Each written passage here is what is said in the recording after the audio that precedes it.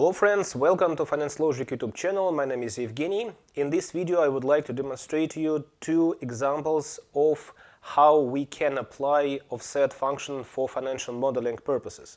If you don't know how offset function works, please go back and view my previous video where I explain technical side of offset function. So let's begin. We are going to deal with two very small and very transparent tasks that illustrate how we can use offset function in financial modeling or in any other estimation relating to some financial area. Our first task is to forecast the loan repayment, ignoring interest, after a specified number of years. The term of each loan here, it is our input, is 5 years. It means that we have loan acquisition process, and based on loan acquisition we need to model, to forecast. We need to forecast a loan repayment process. So it's obvious, if I take a loan in 2024, I have to repay it in 5 years' time. So it should be in 2029. If I take loan 100 in 2025, my repayment should be in 2030. And this is how it works. So we need to link our loan repayment based on two things. First thing is our term. We assume that we have the same term for each loan, and based on loan acquisition. So these are our inputs, and we have to create a transparent, a very flexible mechanism that works for any inputs, that works for any term, and that works for any loan acquisition schedule. So let's begin. Let's begin with the most obvious thing. So if we take loan in 2024, then we have to pay back in 2029. It means that if I am in 2029, my function should find 2024. So my function should look in the past, and we need to step back exactly 5 years. So I'm going to create my function in cell I12, and I'm going to write offset, and my reference is to cell I10. Please pay attention. We don't need to make a reference on cell D10. Our reference is always in the same column. So I'm going to make a reference on cell I10. Then I need to move from this cell. If we talk about rows, I don't need to go up or down. That is why I type 0. Then I need to go left by 5 columns. To be more precisely, by -5, because if we go left, left is associated with minus sign. That is why I'm typing minus, and I make a reference to cell B8, where my term is stated. And I'm going to fix it pressing F4 or F4 depending on your settings. I'm closing my brackets, and let's see what we have here. I expect that here we are going to have 10. Yes, it is. Now let's go to the right. And look, we have exactly the same pattern as we have in loan acquisition line.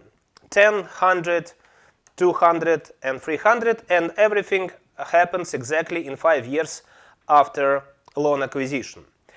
Now let's copy this formula back, because in financial modeling it's very important to create transparent and flexible formulas that work for any inputs. That is why I need to copy my formula to the left side.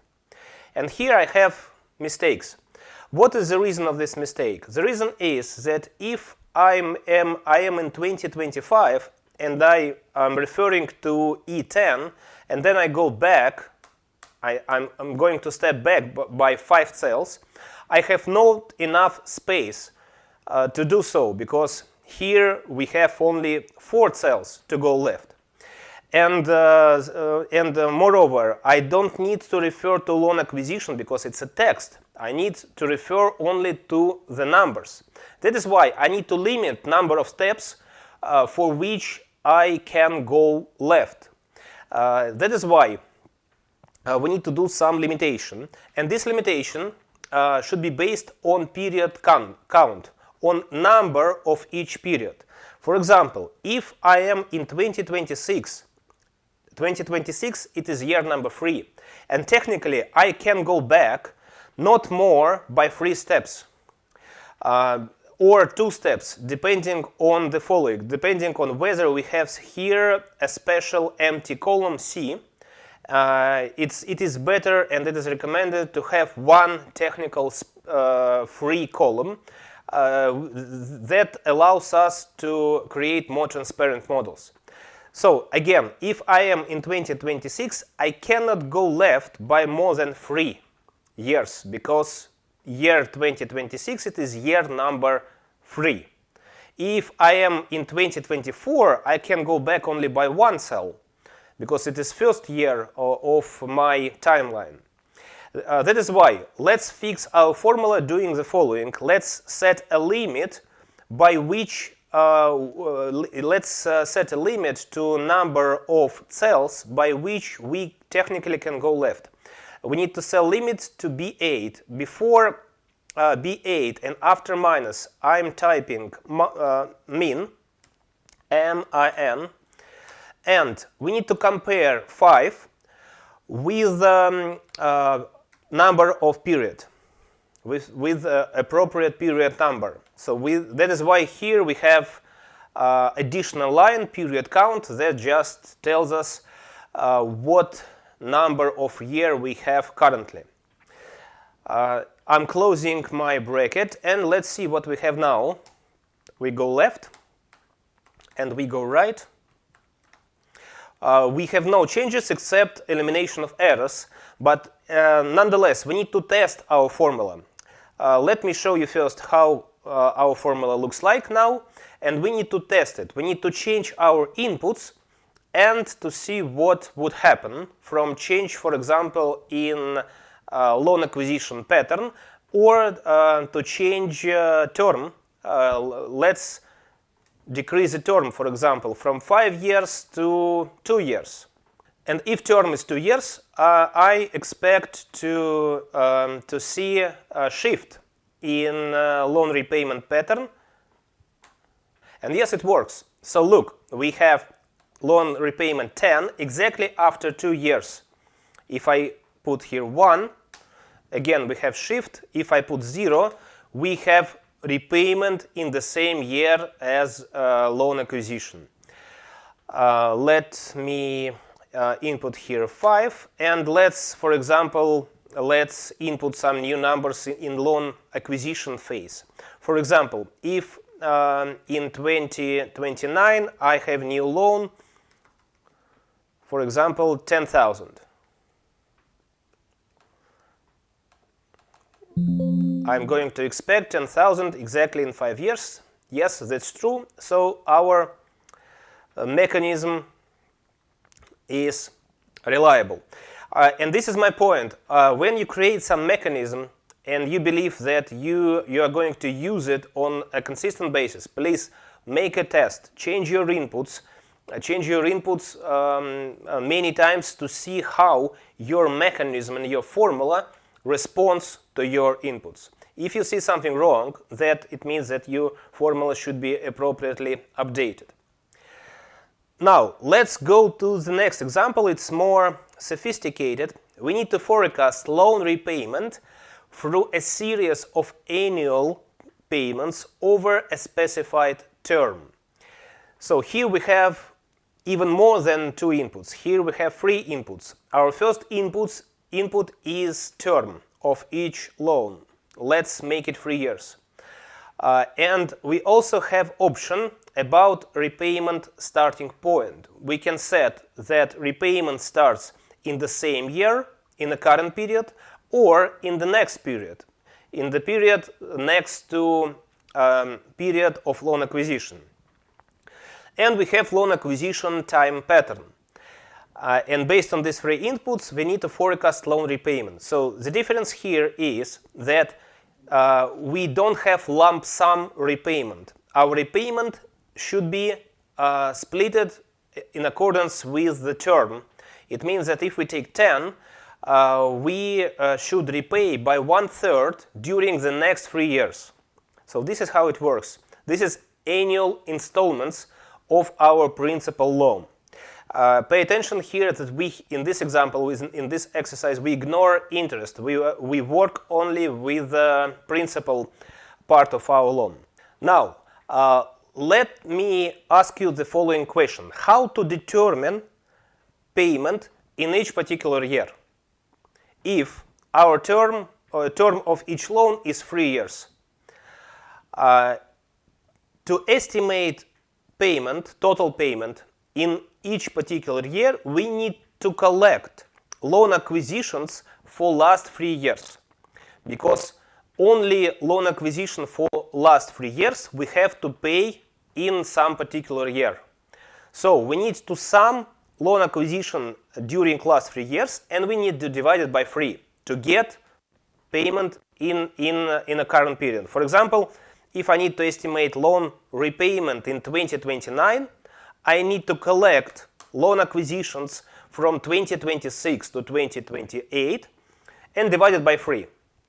So payment here should be 500 divided by 3. But we need to do everything for creation a flexible mechanism. Flexible means that it responds properly to change in inputs. Anytime we may need to change loan term from 3 to 5 years or any other numbers. That is why we need to create a flexible formula. It's very important to understand that we need to sum always last 3 years. In any year, we need to refer to last 3 years. And this referring we can create by using combination of functions sum and offset. And now I am in the cell I23, and I'm going to type sum because I need to sum last 3 years, and then I need you to use offset function to specify what exactly I need to sum. I'm opening the bracket, and then I'm typing offset, and using offset I need to tell exactly what I need. I'm going to make a reference, as usual, to the same cell in the same column. It is I21. Then I need to move by 0 rows, so I don't need to go up or down. That is why I'm typing 0. This is very usual in financial modeling because usually we need to move left or right. We don't need to move up or down.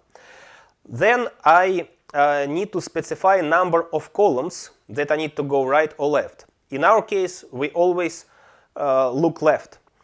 And now, depending on whether we need to count current year or not, I can input here 0, meaning that I want to stay in cell I21, or I need to go left by 1 column, by 1 cell.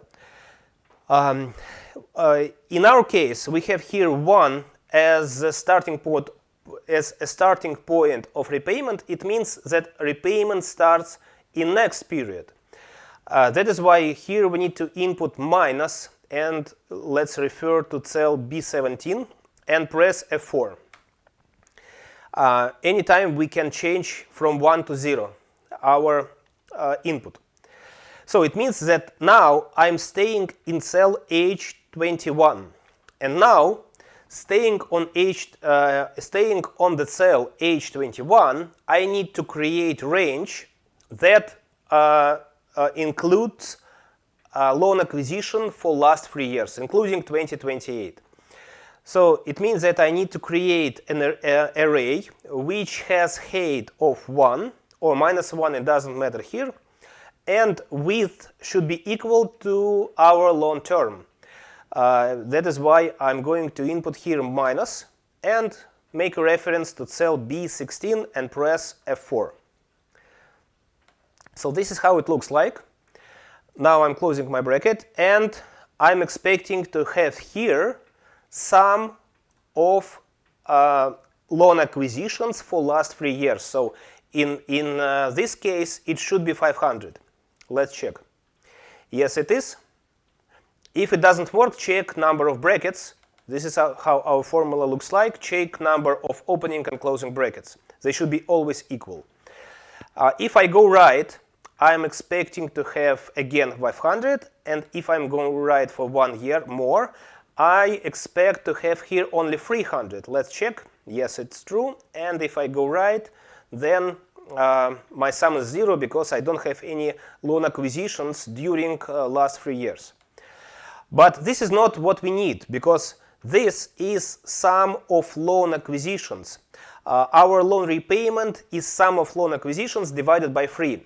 That is why we need to upgrade or update our formula, and we need to divide our result by loan term, again by cell B16, and press F4.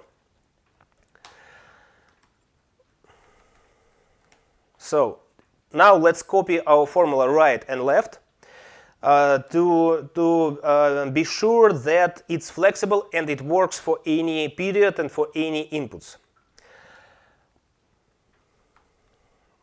So it seems like it works. So we take 10, then we repay 1/3. 1/3 from 10 is 3.33. Then we add 100, and repayment should be 33 plus 3.33, so it's approximately 37. So it seems that it works. But we can be assured that it works only if it works for any inputs. Let's make a change. Let's change our term from 3 years, for example, to 5 years. Again, here we observe errors because, as in previous example, we have to limit number of steps by which we can go left. And this limitation is very simple. We just can't go left by more than current period number. That is why before minus B16 in our set function, I have to write min, and I need to limit number of steps by which I can go left by current period count. So if I'm 2027, I cannot go left by more than 4 steps. And pay attention that column C in our example, it is a technical empty column that allows us to create more flexible and more transparent formula.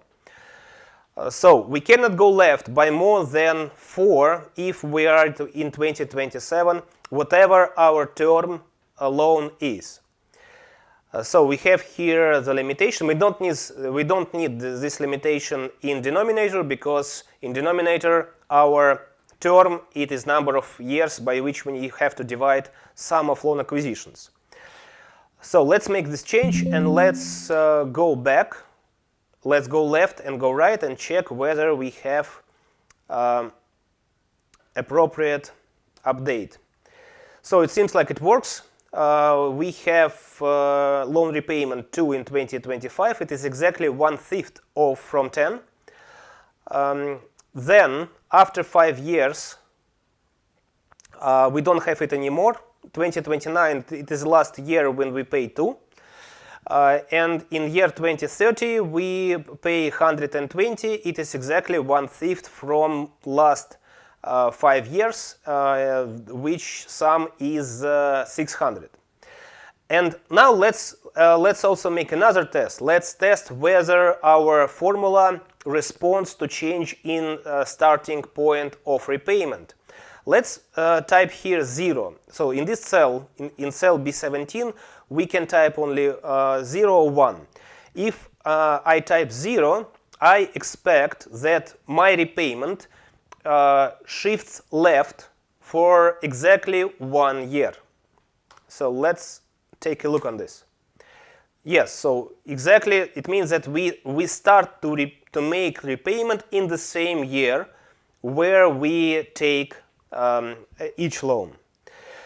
So I hope that this video is useful for you. By the way, let me show you again final formula that we have here. It is not very easy, but using step-by-step process, we have created a very useful mechanism that responds to any inputs that we may have here for a given scenario.